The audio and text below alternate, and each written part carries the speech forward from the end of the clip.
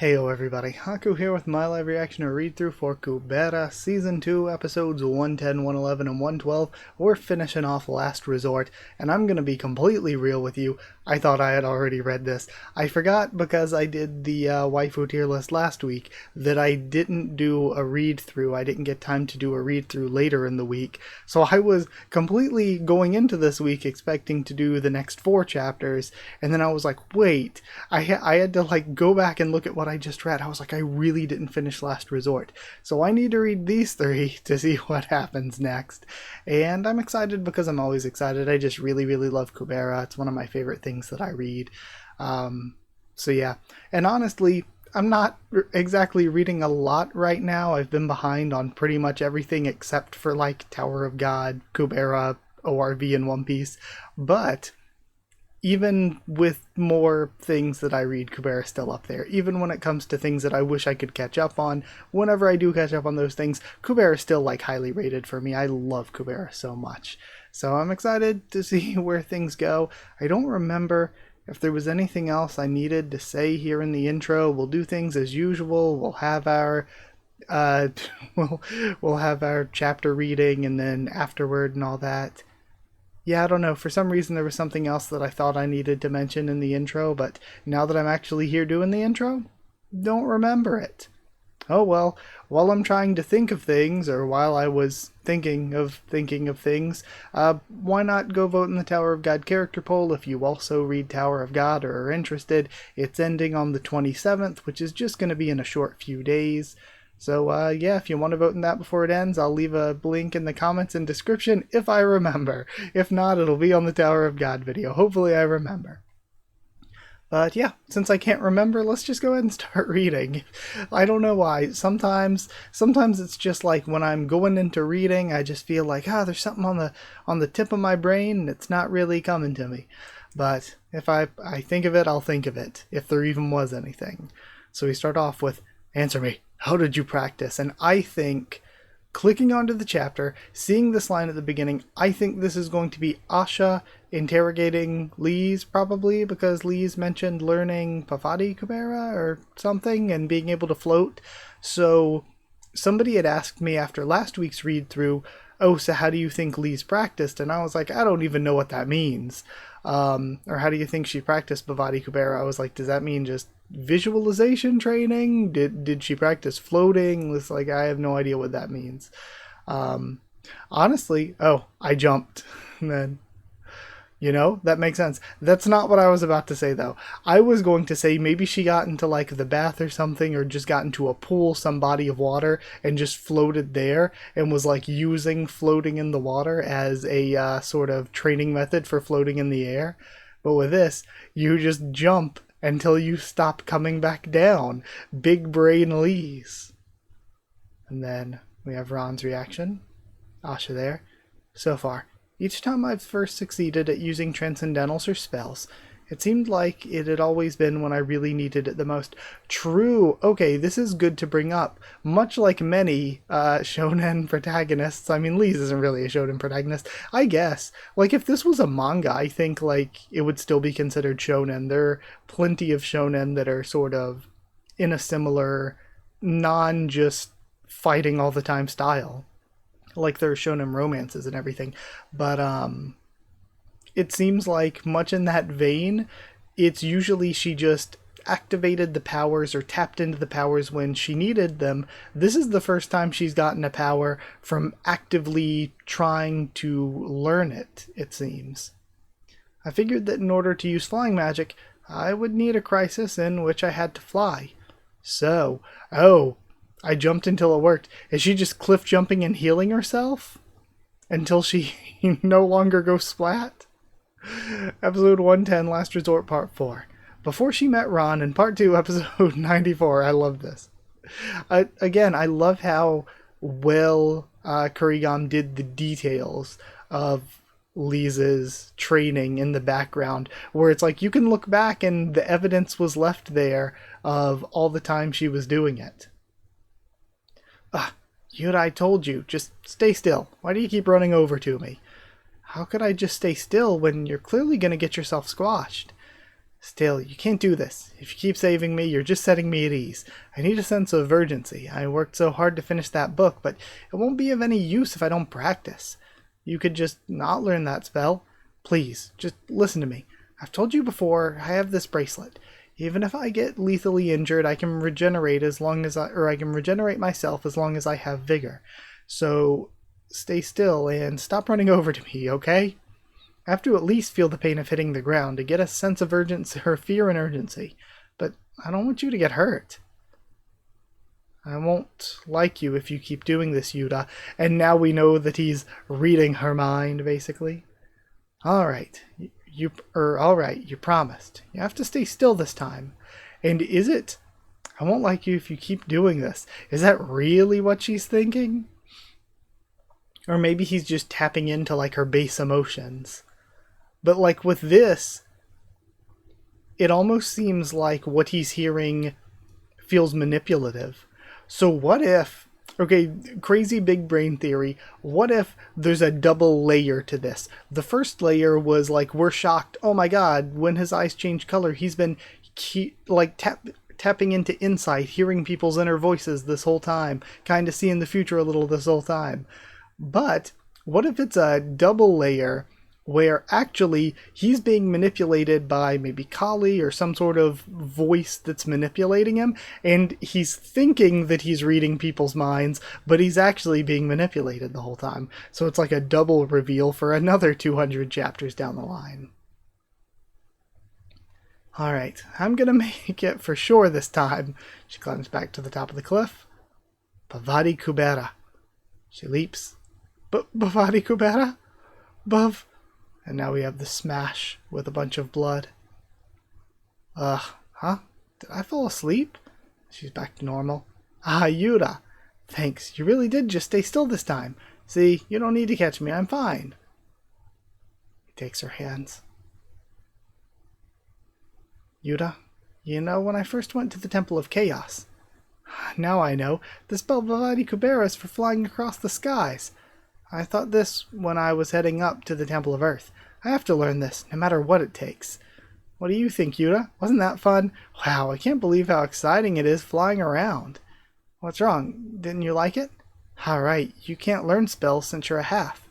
Then I'll learn it so that I can take you flying around in the skies together. Remember? I wanted to learn this spell and take you. Although, you can fly on your own, of course. Anyway, I really need this spell. Kubera is my only birthday attribute, and I'm terrible at calculations. At least it won't really harm anyone if this spell goes wrong, and it works with my birthday attribute. Plus, I feel like being able to fly will help me fight with the Sword of Return. And we see future Lees. And the Bow of Neutrality is also at stake. There are so many reasons for me to learn this. I'll be staying behind forever if I don't master this. I don't want that. Not being able to do anything, even when I have the chance to, like before, is... So, Yuta, I really can't give up on this. Sorry. If it's really that hard for you to watch, just go close your eyes or go somewhere far away. Are you going to continue watching? He nods. Alright, then you have to just keep watching this time too. You're not allowed to get involved until I master this spell. Thank you. It's actually really painful and scary, but because you're here by my side, and not leaving me to be alone, I like you, Yuta. I like you. I really like you a lot. Man, this is really sweet, too. And he was, like, tapping into it without even knowing. But it's really good here, and I get why before the reveal we couldn't see this scene. Though it feels almost like he should have figured it out by now. But maybe she was facing away from him, he was looking down, maybe he just thought she was speaking out loud. Okay. And I like too seeing it the inside, where it was true, she likes that he is supporting her here, but even if it's painful and scary, this is what she needs to do, and he's letting her make her own decisions and go through this. Like, he's supporting her, but he's supporting her not in the way that he thinks is right, but in the way that she wants him to. Alright, I'm gonna do it this time. Bavati Kubera. Again? Bavati Kubera. Bavati Kubera, and it's colored in this time. She floats. Oh, wow, did you see that? Yuta, did you see that? I've stopped. I'm not falling. Congratulations. Thanks, but it's not much use to simply not fall. She swings her arms around. How do I go up? Yuta, does it look like I'm going up a bit? I would not want to go up. It's like, let me learn to gently float down first. Going up is bad, because then if it stops working, you're going to splat again. I feel like I'm floating up a little bit. She starts falling again. We have the thud. Yuta said that it looked like I floated up a bit, but anyway, that was all. I tried calling out the spell a few times, after that, but it hasn't worked since. Wait, so when you told me you practiced all day, you were falling the whole time? I mentioned it last read through. Ron is just so done. Like, he's so kind and good to everybody, but at the same time, he is done with all of this insanity. It's alright. Falling's a quick way to die anyway. And I didn't want to just get hurt without dying, so I purposefully jumped off a super high place without using Hoti Kubera. And then self-regeneration only activates when she's almost dead. Oh, wait. Jeez, I'm not sure where to begin. How has just some kid gotten to the point where she talks about the pain of death as if it's nothing? I stood up for Lise by saying that dying must be painful for her, but if Claude or the other magicians were to find out that dying's nothing to her... And then Asha looks off to the side as well. Again, that's so true. Where he's standing up for her, but if everybody else who's like, well, yeah, dying doesn't mean that much to her, we can keep Yuta around. If they find out, then it's like, oh, we were right. It's fine. We can just keep Yuta around. And then how does that make Yuta feel? He ran away partially because of how they were going to use him because of this and use him not caring about what happened to Lise. But he already knew that Lise was doing this and didn't want to continue to feed into it even more when it was like going to expressly be his fault on top of that. A very good chapter though. Extremely good, as they kind of always are with Kubera. But let's go check out the afterword. Okay, this time we have, why are you writing a review already? For those who are going to read the author's note in this episode, I'm creating the blog's front page in advance. If you'd like to see the author's note, please click the link below. And then we have a Volume 5 guide and a puzzle game pre-registration event. Then review added on Friday. Sneakers that were seen very briefly in episode 94 of Part 2. Part 2, Lisa's shoes change frequently. Of course, Ron buys all of them. Yuta realized in episode 109 of Part 2 that he could hear the words that people didn't actually say. At that time, did you really think that Lisa's line was something she actually said? So the result is Part 2, episode 100.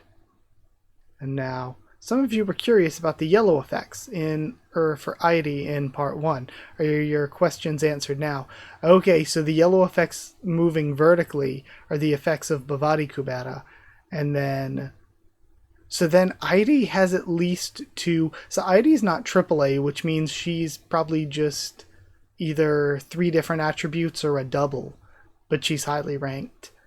And she was able to use... One of her attributes has to be Kubera, because she has Bavati Kubera here, as well as Hoti Kubera. Because you can only use Bavati if you have the birthday attribute right. So, like for me, I could only use, Bavati Chandra or Bavati Agni.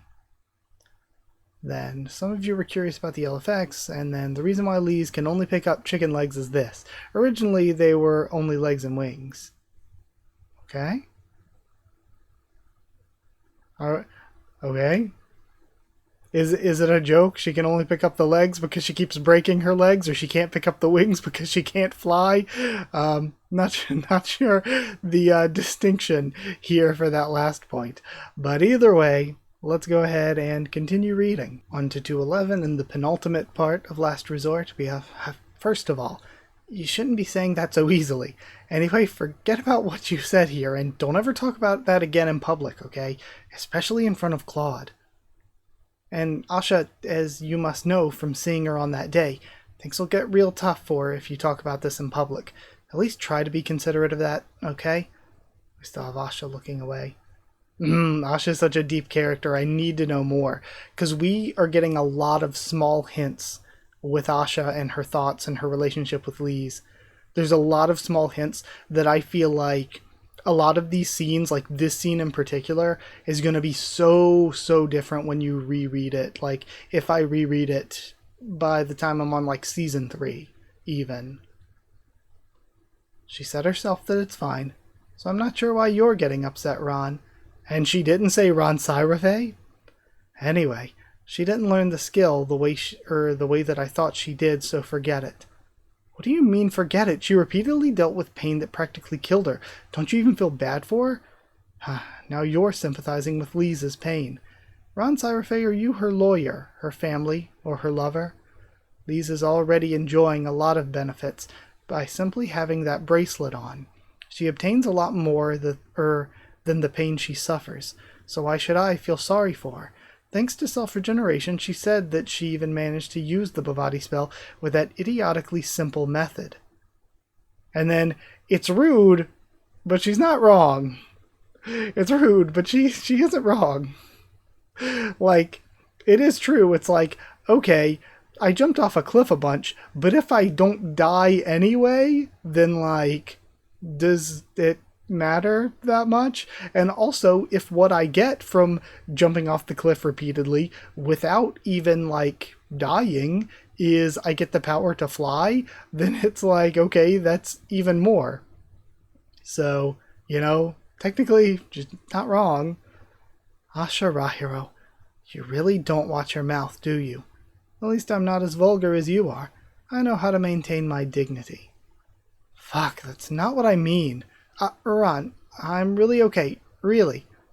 I jumped because I wanted to learn that spell, so I have to be willing to accept the aftermath of it too. Isn't it time for you to know your place and stay out of it? You're going to be separated with her anyway, so whatever you say is just being unnecessarily intrusive and nosy. If you really can't stand this situation, then you can just leave for Eloth as soon as possible. Yeah. I was actually planning to head to Eloth right away. It doesn't matter since I'm leaving anyway, but I was just standing up for Lise because I felt bad for her having to keep getting bombarded with insults from you like she always has. Sorry for being so nosy. I guess this is why someone who's popular enough to have her own fan club in the Magic Guild doesn't have a single real friend. Your personality's totally crap. And it's so good too, because it feels like there are people who want to be Asha's friend, but Asha just has this grand plan that she's so focused on that she's kind of messing up her personal relationships along the way. And then we have episode 111, Last Resort Part 5. Do you ever insult your fan club like you're doing to us now? I guess not. So Lise and I are worth less than your fan club to you, huh? You need to stop treating people like that. Cough, cough, cough. We have Lise. Hey, don't eat so quickly. Have some water. Thanks, Ron. She gulps it down. Let's talk about something more fun. No one knows when we'll get to eat together like this again. Later on we may regret wasting our time together like this. I once read this in the autobiography of a fighter I admire, that you never know when or under what circumstances people will meet again, so always part ways as positively as possible. So even if something is upsetting us, let's just shrug it off here, please. Well, if the chickie says so. Ron Syrafay, it seems like you're forgetting something. What now? You admitted yourself that Lise successfully floated up, so please hand her over the bow of neutrality and transfer 100,000 gold coins to me. Or would it be 90,000 coins, minus the magic score bet? Anyway, send me the money before you leave tomorrow. His face. You piss me off. Seriously, everything about you pisses me off. And we skip some time. We have knocking. What is it? We'll talk about it tomorrow. Ron? He looks over. Hold on. Let me put some clothes on. What is it? What's up? Here. What do you mean? This is yours. If you feel sorry about me paying for the bow, don't worry about it. I don't need the money anyway. I'm just grateful for what you said for me today. Those words were far more valuable to me than 100,000 gold coins. Man, and that was so good too. Yeah. And I like that this is specifically what we're going back to. If I had a man in my family, I'd like him to be someone like you. Though I actually neither have neither a father nor a brother. But if I had someone like you, and since I have to use the Sword of Return anyway, I won't have many chances to use the bow. So take it. I'm not sure if you saw, but a name appeared when Yuta first used the bow. It's the name of someone close to you. So it seems like it's better for you to keep it. Hey, I know he was close to me, but to you he was... And she vanishes. You took it, it's yours, can't give it back. She runs away. That's so good. That's so funny. And of course, I feel like this is even more that, like, of course he knows that Rowley's is her father. It's just that she's still trying to hide it and he's being considerate. He smiles. We have Artrum written on the stuff. That's one of the... Is Artrum one of the... What are they, 4? Creation brands? Power room check all clear. Control room check all clear. Was that the last cargo that just went inside? Okay, is this going to be the delivery ship that it seemed like, was it that Lutz was asking about or finding out about from Sierra that's going to Aero Plateau? Yeah, we can head home now. What brought you here, Claude? Honestly, I feel like on the... I don't know a better way to put it other than week-to-week grind. It feels like... It's weird. I said it especially when I was reading so much Chainsaw Man. When I'm doing like a volume a week, it just felt like I would read so much at once that it felt like my memory of it was not good.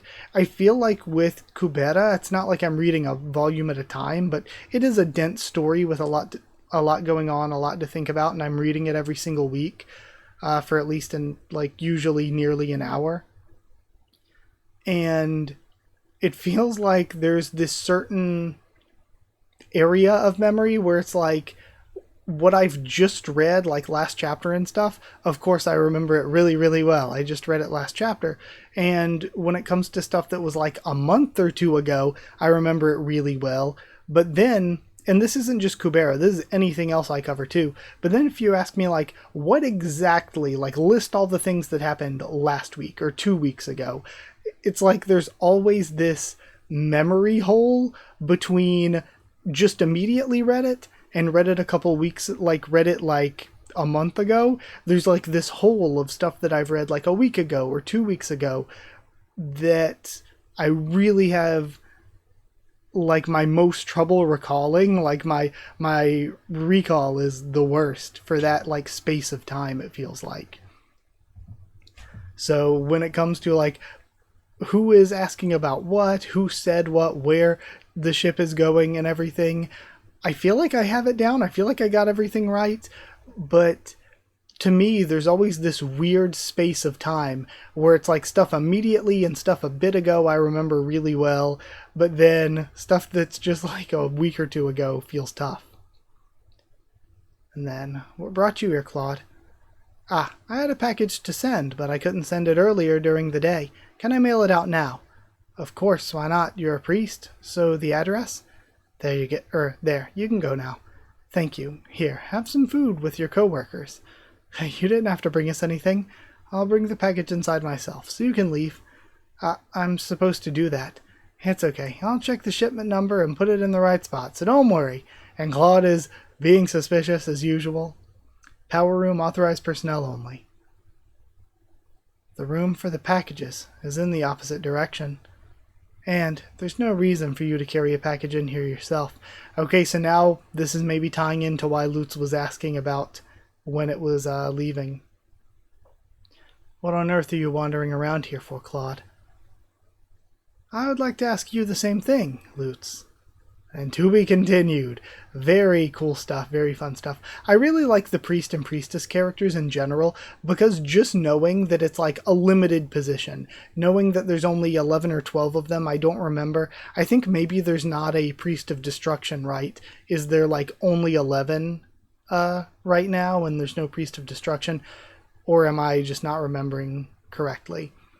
So it's a limited position. The position is filled with some of the strongest people on the planet.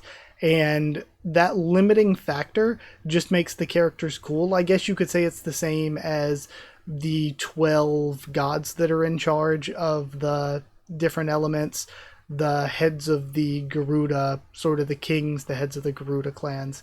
That limiting factor just adds a coolness to the characters. That, and it helps that all of the priest characters have been very, very good. And like, they're all cool looking. So I do really like them. So yeah, very quickly, even though I guess I just did pretty recently, only 10 or so chapters ago, the full character tier list, it just feels like, I don't know, I really like Lutz. I don't remember how high I put him, but it feels like I should put him even higher. Same with Claude, same with everybody else. I just really, really like all of the characters in Kubera. But either way, I need to go read the afterword before I can read the next chapter. So before I can move on, let's go read that. Okay, afterward this time says, if you've read the author's note for part 2, episode 110, please go to the link below. We have the guides and stuff. It's been a while since I posted a review thumbnail with Asha's face. I thought about making the sound effect beep beep for about 5 seconds. Then Ron with his hair down also appears at the end of part 1. However, it wasn't shown properly because Lee's left in a hurry. Because his hair's so long, it takes a long time to wash and dry it. So Ron doesn't wash his hair every day doesn't wash his hair every day or two like other people. I'll keep it a secret for Ron's sake to how many days exactly it is. Yeah, it is, I will say, having long hair, the worst part about it, absolutely without any doubt whatsoever, is how long it takes to wash and dry. For me, I do it every other day just because if I like wash and dry my hair every day, it's like really, really dry and staticky, so I go every other day.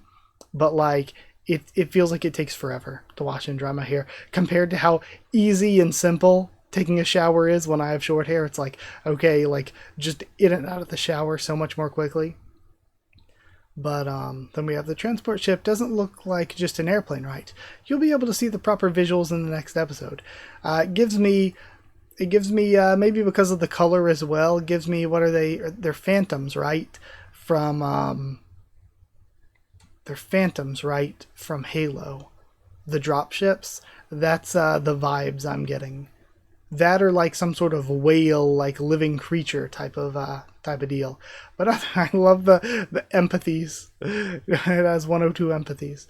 But either way, I don't want to look down there at any thumbnails. Let's go on to episode 112. We continue with this scene when getting into the finale of Last Resort, starting the ending of Last Resort. I simply came to check on something as the representative of the creation brand Artrum. Our company has a lot of cargo on this transport ship, and the power room in particular is almost entirely made with our technology. I feel like we haven't heard as much about the creation brands. So there's Artrum that Lutz is in charge of.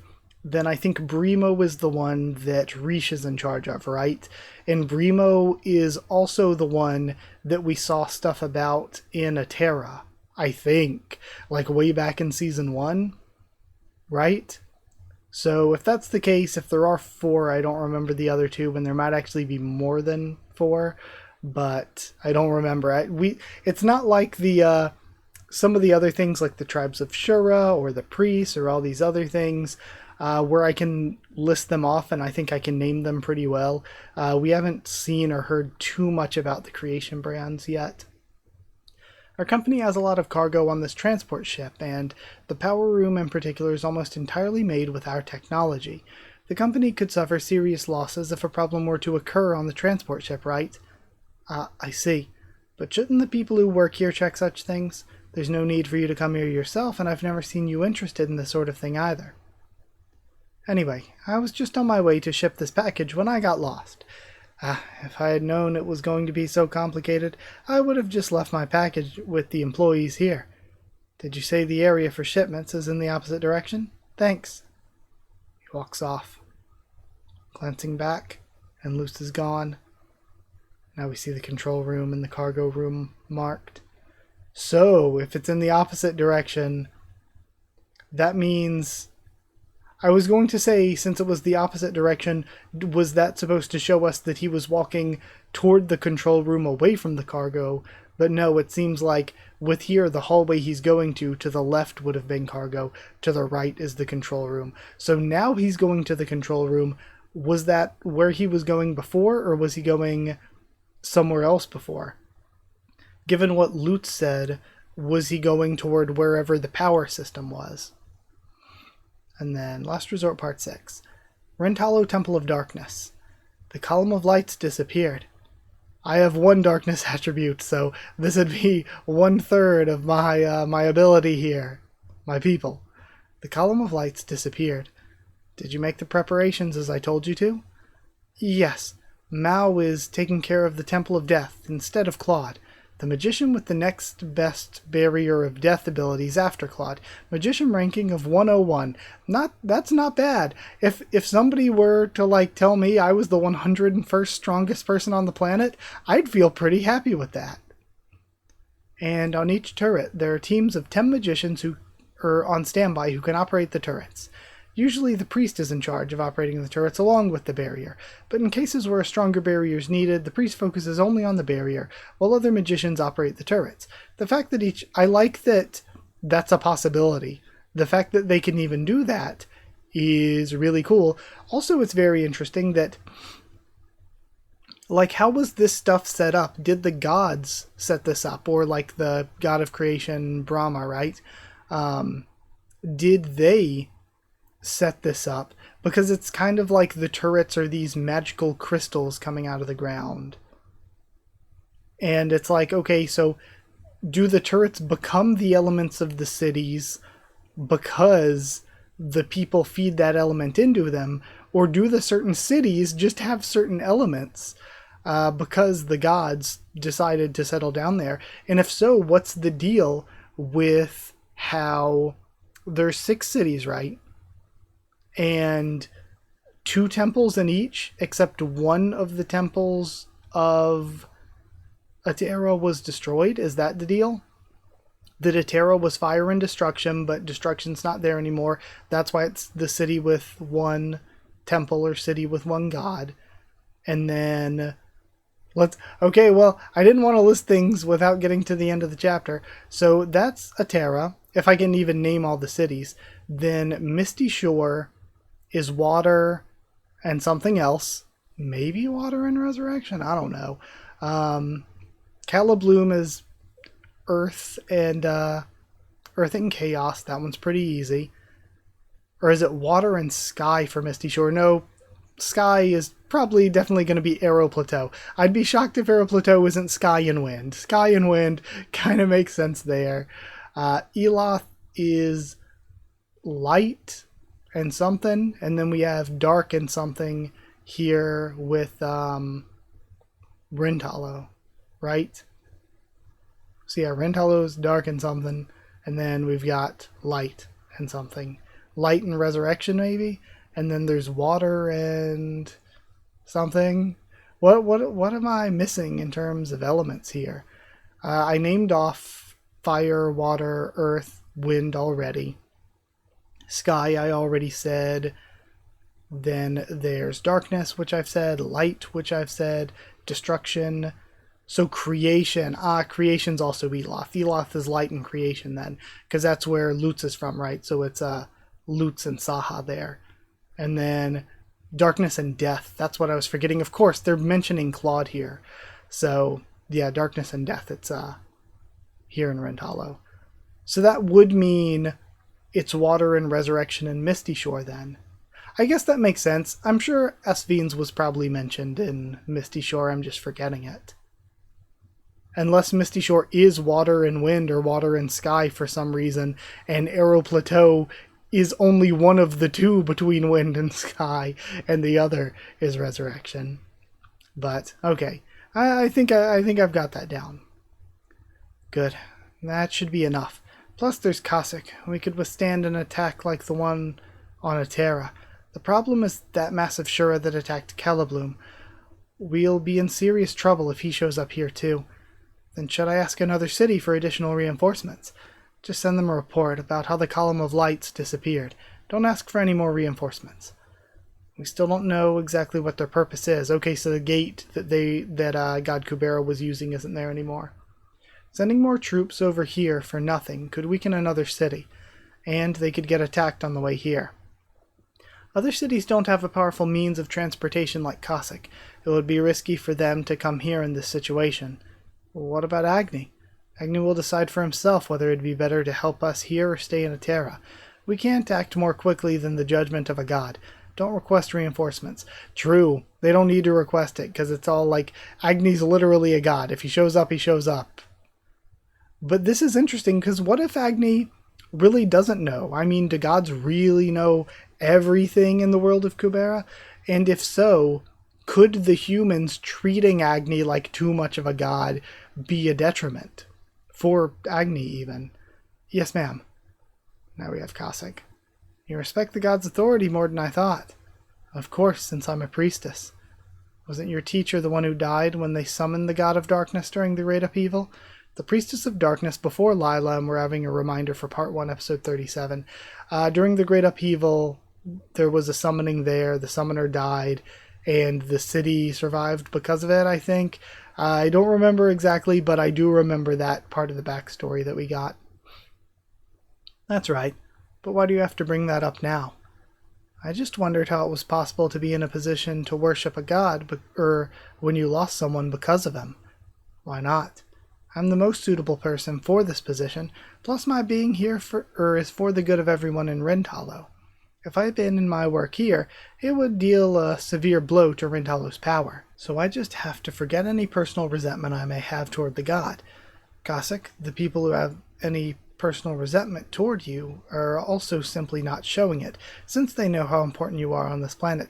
Again, very cool thing to bring up. It ties into the Yuta stuff or the Asha stuff, where people are willing to overlook things Asha's done, people are willing to overlook Yuta's situation, they're overlooking Cossack, they're overlooking the gods because of their importance, which ties even more into how detailed the interpersonal connections in Kubera are. As I'm sure you're aware, if the people who resent you had made up their minds, they could have already removed you from the face of this planet. The reason you're alive right now is because they're holding back. Cossack may be powerful, but there are ways of killing him surprisingly easily, such as Hoteyama. It would be especially fatal if he were attacked while sleeping after running out of vigor, plus it would not even be considered murder since he's a half. Yeesh! It was not my will to harm people during the Great Upheaval. Plus, I made a public apology, didn't I? He made the apology video. I have made a severe and continuous lapse in judgment.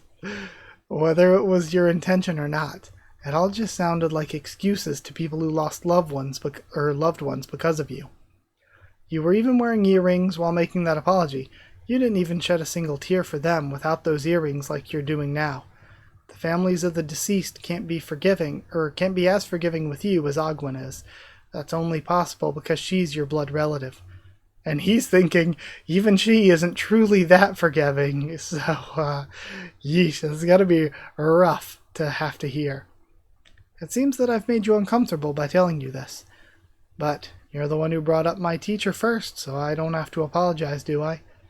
I don't feel uncomfortable, since I'm a dragon. Of course I don't need an apology. Then that's that. I'll register you as an official mercenary of the Temple of Darkness, here for a while. While you're in Rindhollow, you'll clearly be provided with the highest quality lodgings and food, and for each day that goes by, Ogwyn will transfer 20,000 gold coins to you. We don't have any authority to give you orders, just do your best to ensure that Rindhollow continues to exist under your free will. I'll leave the contract here, so read over it again. There's something I'd like to ask you. What is it? If the situation calls for it, would you attempt to summon the god like your teacher did? And we see her eye. Of course, if that's the last resort.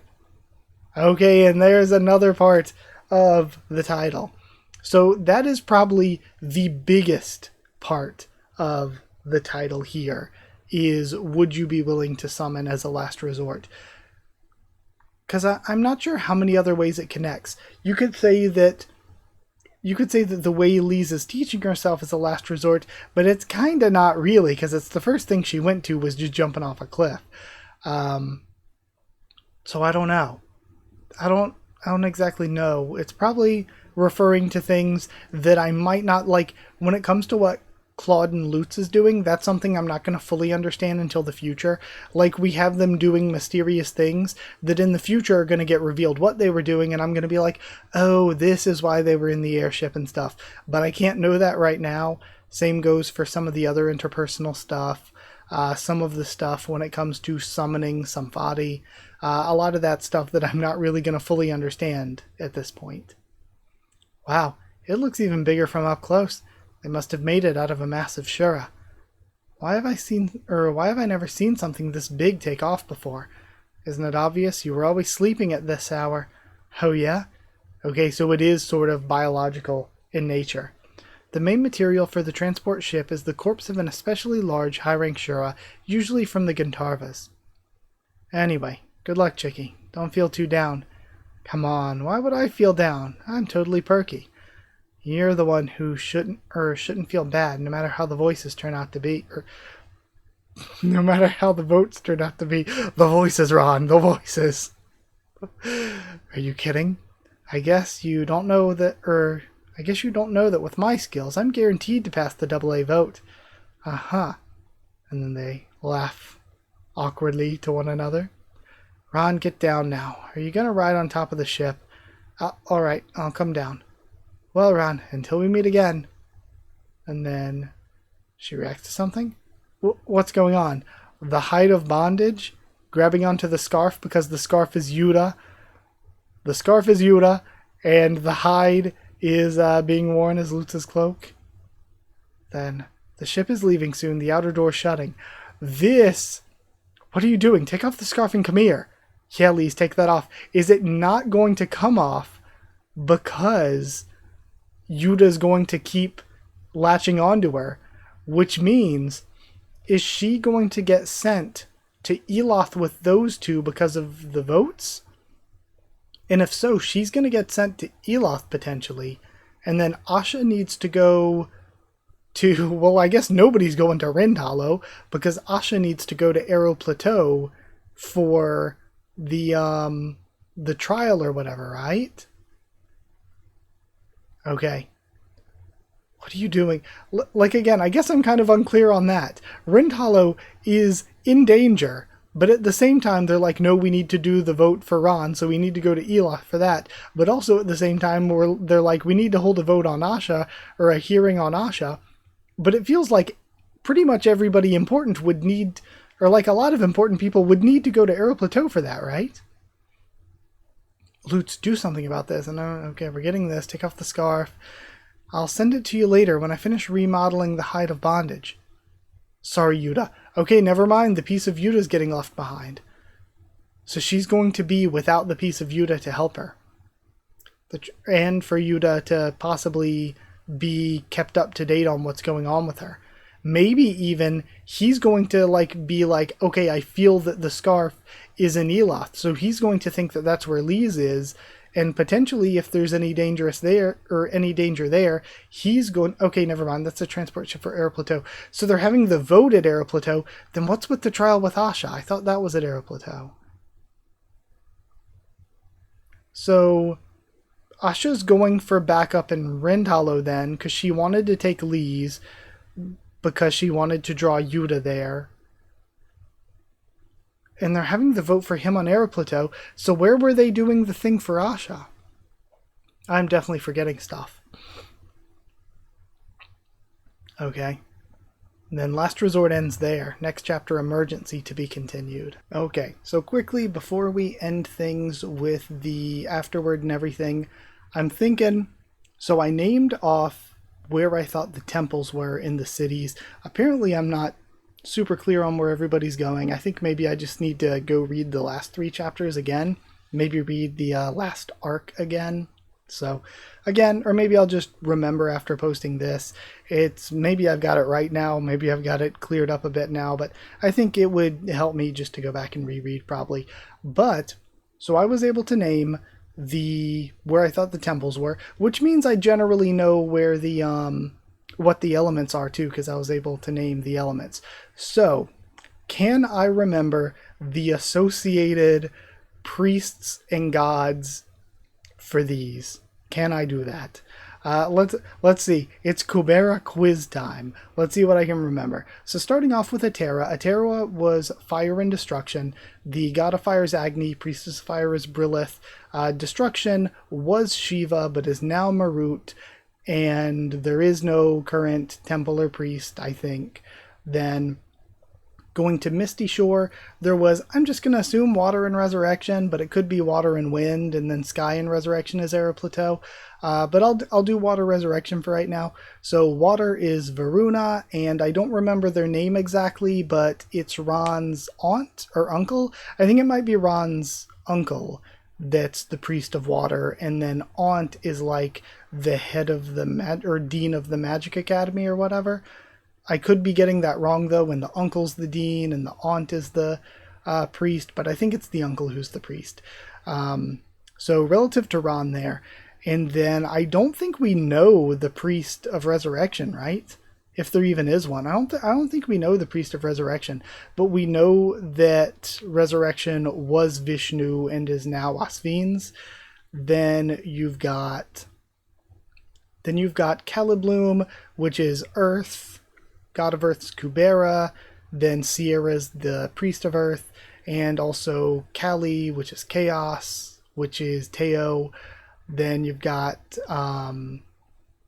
Rintalo, which is going to be Death and Darkness. Death is Yama and Claude. Darkness is Chandra and Lila. Then Era Plateau, assuming that they're Wind and Sky. Wind is Vayu. We don't know the priest yet that I know of. We also don't know the Sky Priest yet, I don't think, and that's Indra.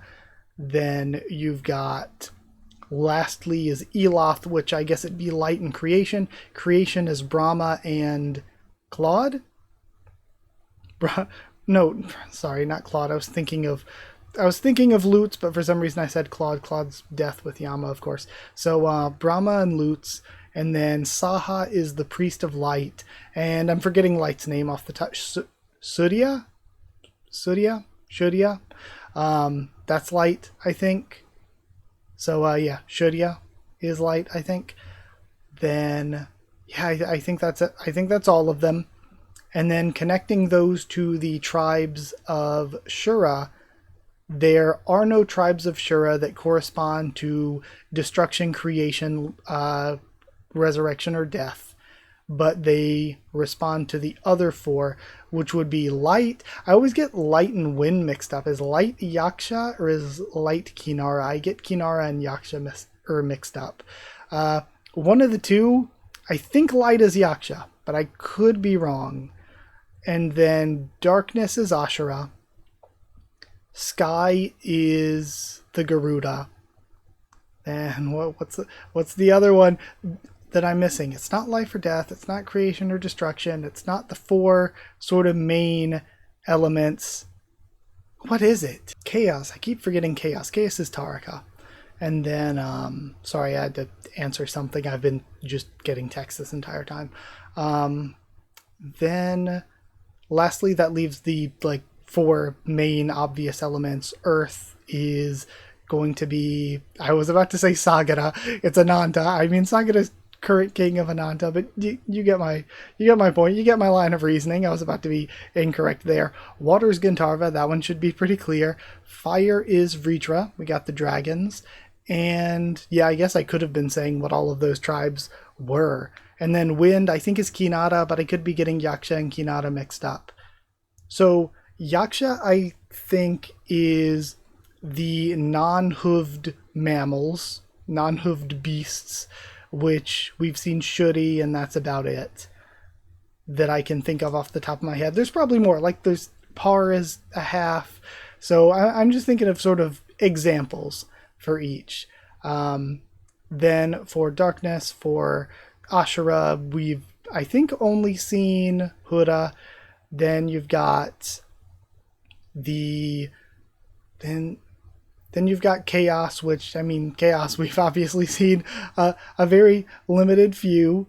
Beyond that, there was sky. We've seen plenty of Garuda tribe. Then we've also seen a lot of Gandharva tribe, which are fish. Then for Kinara, I'm thinking Kinara or wind, and that they're the hooved mammals. And you've got Shess, and that's like, there's probably more, but that's like the obvious one.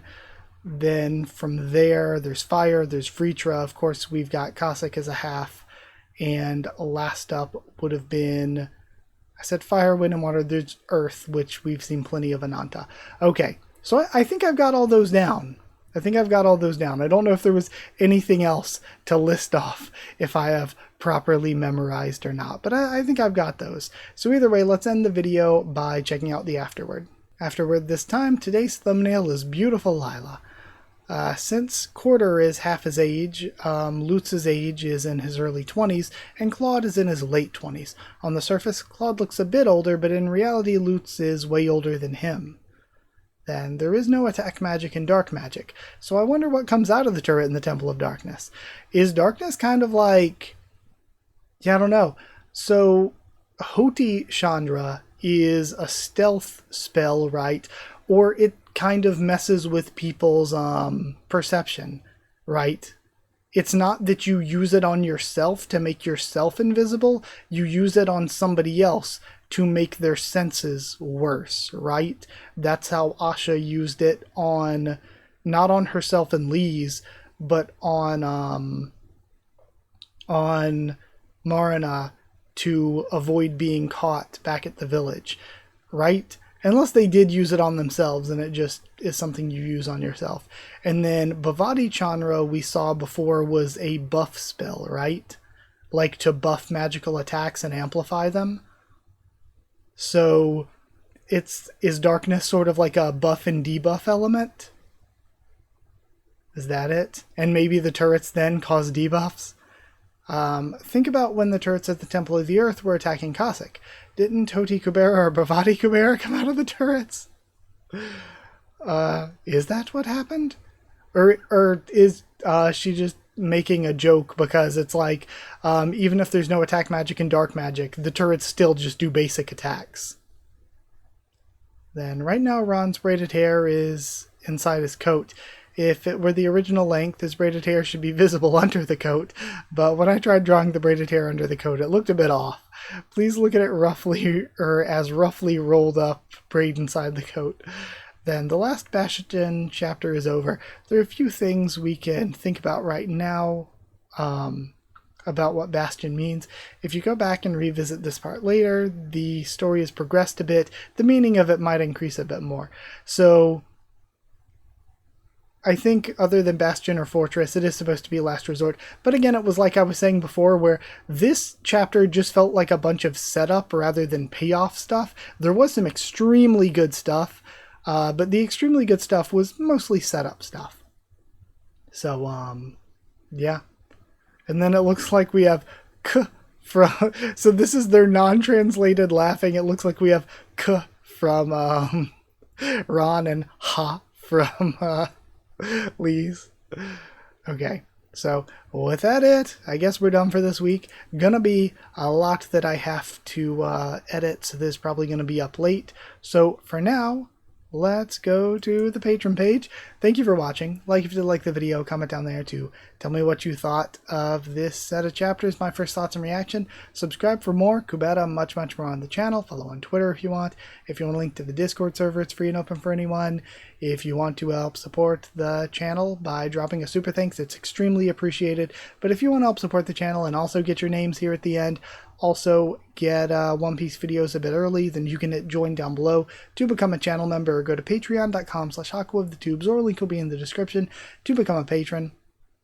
I haven't updated this in a couple days, so I'm sorry, I really need to double check and update this.